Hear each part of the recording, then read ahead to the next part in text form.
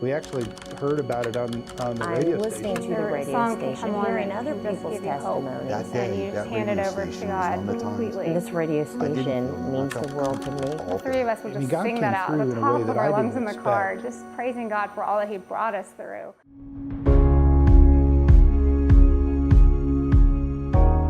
Our kind of dream was just to be foster parents and to help kids get well and families get well so that they could be reunited.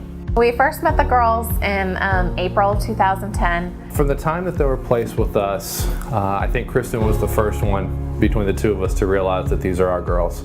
Yeah, I remember getting a phone call from the social worker, and she said to us, "We want to expedite this," and this was about 6 months in.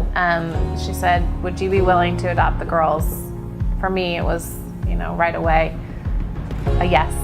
But it ended up, that things turned out differently with the case, and the county knew that they wanted to fast track this case towards adoption. They, because of the horrific abuse, didn't see any chance of the girls going back to their biological family.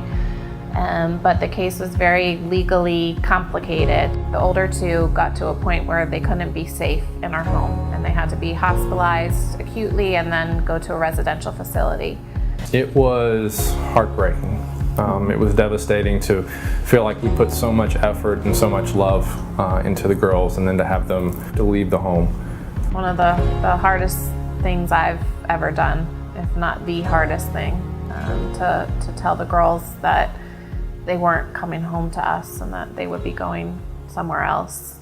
We pray for your mighty. After the girls left our home, I can remember driving down 270. I remember the traffic that I was looking at, and I was just in a time where I didn't feel like I could continue and fight for the girls. And I remember hearing Laura Story's song come on, Blessings, and that song just hit me right between the eyes, and I realized that even during that awful period in our lives, that this could in fact be the blessings that God had for us, and that I needed to accept that and trust that everything was going to be okay. Before they left, I made sure that they knew my phone number and 91.9. When Chelsea was in the foster home, there was a lot of times where she was just in her room by herself. But she had a radio in there and listened to 91.9, and through that felt connected to us.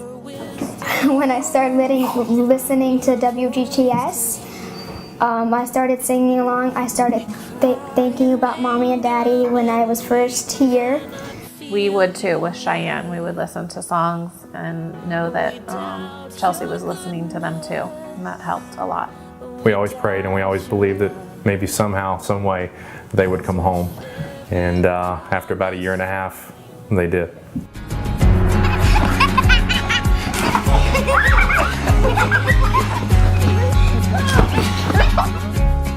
But we adopted the older two August of 2014. So life is settling in. It is a whirlwind. It is never quiet. It is it's a constant struggle to find the right balance. The girls all require a lot of support, but it's gratifying. It's satisfying knowing that they are back home, that the sisters are together. As chaotic as it is, it's very rewarding.